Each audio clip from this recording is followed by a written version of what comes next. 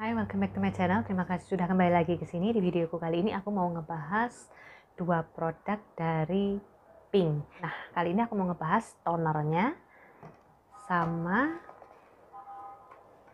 essence-nya. Oke. Ini packagingnya dia seperti ini ya.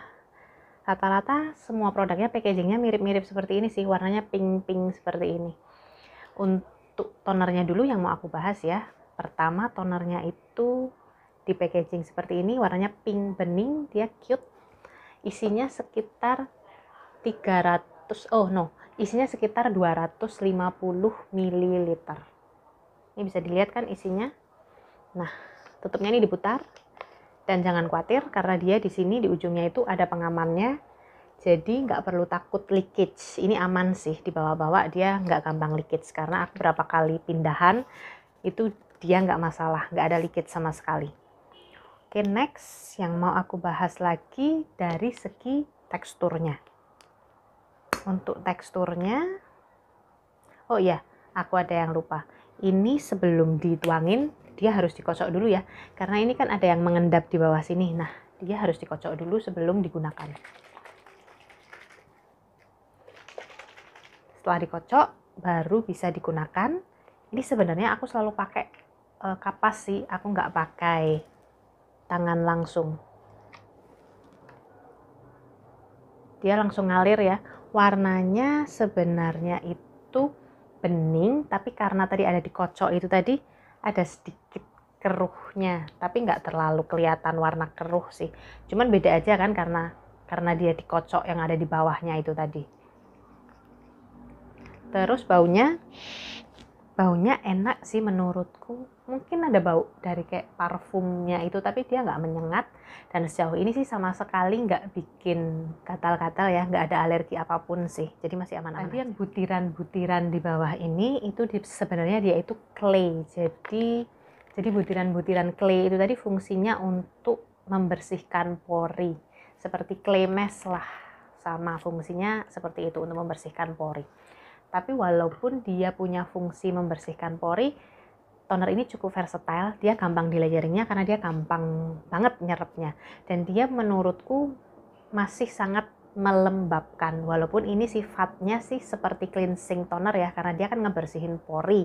Tapi masih sangat lembab. Jadi bisa sebagai hydrating toner juga. Nah, untuk beberapa klaimnya dia, yang pertama dia ngeklaim bisa untuk cleanse atau membersihkan. Nah, kalau ini aku setuju, memang ini manfaatnya terasa seperti cleansing toner. Kemudian juga dia bermanfaat untuk meregulasi sebum atau meregulasi minyak di wajah. Ini aku setuju sih, karena dia punya kemampuan melembabkan itu tadi ya. Jadi minyak di wajah itu bisa seimbang. Wajah kulit kita jadi nggak terlalu berminyak lah. Biasanya kontrol minyaknya bagus setiap aku menggunakan produk ini.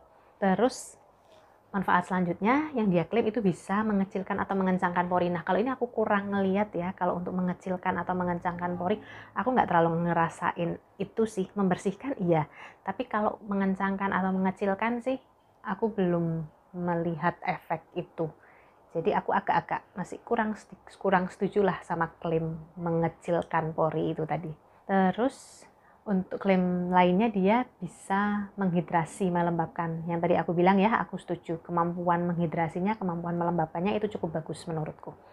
Selain itu yang terakhir, dia mengklaim refined skin tone. Jadi refined skin tone menyamakan tone wajah ya, tone kulit wajah itu. Aku kok kurang ngelihat efek ini sih. Jadi aku kurang setuju dengan klaim yang ini. Nah, aku mau bahas sedikit mengenai ingredients utamanya ya. Ingredients utamanya itu dia ada pink clay dan jeju volcanic ash. Nah, ini berfungsi untuk mengecilkan pori-pori dan mengatur regulasi minyak. Mengatur regulasi minyaknya aku setuju, tapi kalau efek mengecilkan porinya tadi aku kurang begitu merasakan. Terus yang kedua, dia ada purified Jeju carbonated thermal water and Java tea leaf extract yang mana berfungsi untuk menghidrasi atau melembabkan. Nah, untuk fungsi menghidrasinya menurutku cukup bagus. Untuk ukuran cleansing toner malah sangat bagus sih menurutku. Kemampuannya hampir menyamai hydrating toner. Selain itu, untuk ingredients-nya, dia mengklaim paraben free, sulfat free, dan juga lanolin free. Untuk cara pakainya, biasanya aku pakai kapas ya, karena tadi kan dia harus dikocok. Setelah dikocok, aku tuangin ke kapas, baru aku tap-tap ke wajah. Karena ini aku anggap sebagai suatu cleansing toner. Jadi biasanya bisa aku gunakan di pagi hari ketika aku nggak mau mencuci wajah dengan face wash di pagi hari. Untuk masalah mencuci wajah dengan face wash di pagi hari ini ada beberapa pendapat ya. Ada mereka yang mengatakan tetap harus mencuci wajah di pagi hari, ada juga yang mengatakan nggak perlu cuci wajah di pagi hari, nggak apa-apa, cukup pakai cleansing toner aja. Itu kembali ke kalian masing-masing ya, karena ada orang yang kalau terlalu sering menggunakan face wash, kulit wajahnya akan terasa kering. Makanya kalau pagi mereka biasanya nggak mau menggunakan face wash. Tapi ada juga orang-orang yang merasa kalau pagi nggak menggunakan face wash, rasanya kulit kurang terasa bersih. Jadi ini kembali ke kalian masing-masing ya. Kalau aku pribadi sih, cleansing toner ini bisa digunakan di pagi hari ketika kita tidak mau menggunakan face wash. Tapi kalaupun kita tetap mau menggunakan face wash, kemudian mau menggunakan toner ini silahkan aja. Nggak ada masalah juga, fine-fine aja. Dia juga punya sifat menghidrasi. Dia juga punya sifat seperti hydrating toner. Jadi masih tetap bagus digunakan seperti itu. Terus kalau untuk hasil yang aku peroleh, kalau menurutku yang pertama dia menghidrasi ya. Yang aku paling rasain itu malah hydrating tonernya ini. Kemampuan menghidrasinya karena menurutku dia nggak kalah sama hydrating toner lain. Ini benar-benar menghidrasi kulit, nampol lah hydratingnya itu. Selain itu dia juga ada efek menyegarkan, jadi ada efek refreshingnya. Makanya aku suka masukin di kulkas sih, karena kalau dari kulkas dia kan lebih terasa dingin, lebih terasa refreshing lagi, lebih terasa menyegarkan lah. Fungsi lain yang aku rasain, dia cleansing toner itu tadi, dia bisa membersihkan, menggantikan fungsinya face wash. Kemudian yang ketiga, menurutku dia bisa mengatur regulasi minyak di wajah. Jadi wajah kita nggak berminyak, tapi juga tetap lembab. Untuk kekurangannya menurutku yang pertama, dia nggak ada fungsi mengecilkan pori sesuai yang diklaim ya. Kemudian yang kedua, walaupun dia bisa membersihkan pori sebagai cleansing toner itu tadi, tapi aku ngerasa aku tetap membutuhkan exfoliating toner atau exfoliating serum yang mengandung AHA dan BHA. Karena menurutku toner ini saja nggak cukup untuk membersihkan whitehead ataupun blackhead. Oke, next yang selanjutnya aku mau bahas essence-nya. Nah, untuk essence-nya ini dia dalam bentuk botol pump ya. Botol pumpnya warnanya pink juga. Ini tapi nggak sebening ini sih. Kalau ini kan isinya kelihatan jelas ya. Kalau ini nggak terlalu kelihatan jelas isinya. Nah dia ini tutupnya diputar seperti ini isinya ada 30 ml ya. Terus dia dipump seperti ini. Nah warnanya gel bening, saya lihat ini dia cukup gampang diratain. Sebenarnya rasanya gel ini tadi segar sih, rasanya tuh lembab sebenarnya, tapi dia berfungsi untuk menyerap minyak. Dan menyerap minyaknya yang ini jauh lebih kerasa daripada yang toner itu tadi. Nih, dia cukup cepat kan menyerapnya. Ada wanginya juga, tapi wanginya masih enak sih. Oh ya, tadi botol pumpnya ini menurutku cukup bagus ya. Dia dikeluarinnya gampang dan waktu dikeluarin itu nggak terlalu banyak. Jadi jumlah yang dikeluarin cukup lah. Dari segi teksturnya menurutku sih ini cukup versatile ya. Tadi kan dia gel dan dia gampang diratain, gampang nyerap. Jadi kalau mau di layering sih sebenarnya mudah karena dia versatile. Itu dari segi teksturnya. Tapi nanti dari segi efeknya, manfaatnya aku akan bahas lebih lanjut setelah beberapa saat lagi, oke? Next aku mau bahas ingredients sama klaimnya. Sebenarnya ini ingredientsnya agak-agak mirip sih sama tonernya tadi, cuman dia ada tambahannya. Namanya Phytoceltec Alps Rose.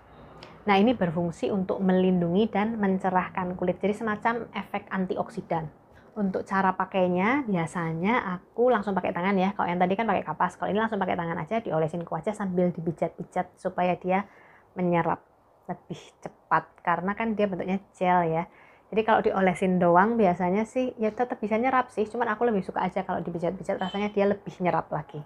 Untuk hasilnya menurutku sih tadi waktu diolesin pertama itu rasanya lembab karena essence ya, tapi lama-lama dia seperti menyerap minyak, jadi rasanya matte hasil akhirnya. Nah karena dia menyerap minyak tadi seolah-olah memberikan efek mengecilkan pori. Untuk kekurangannya menurutku ini agak bikin kering sih. Jadi cocoknya untuk kalian yang punya tipe kulit berminyak aja. Kalau kalian punya tipe kulit kering, aku kurang begitu menyarankan essence ini. Oh ya, hati-hati ya waktu menggunakan ini, jangan sampai kena ke area bawah mata. Karena aku pernah pakai ini nggak sengaja, aku olesin ke area bawah mata. Setelah itu area bawah mataku tiba-tiba jadi nampak lebih kering, lebih keriput seperti itu. Kenapa? Karena dia kan memang menyerap minyak. Jadi agak bikin kering itu tadi. Padahal harusnya area bawah mata kan kita jaga selalu tetap lembab ya. Karena itu area yang paling cepat aging. Jadi hati-hati.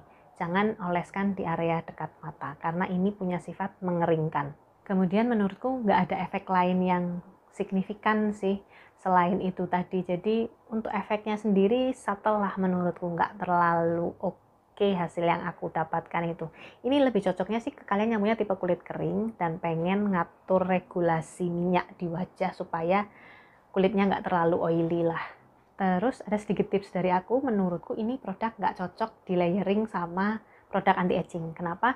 Karena dia kan sifatnya mengeringkan ya, mengecilkan pori. Nah, kalau pori-pori kita kecil, setelah itu kita mau layering sama produk anti-agingnya nggak akan masuk. Jadi meminimalkan produk anti-aging yang masuk. Kan sayang hasil anti-agingnya jadi nggak maksimal. Jadi saranku sih kalau pakai produk ini, fokusnya ke kontrol minyak di wajah.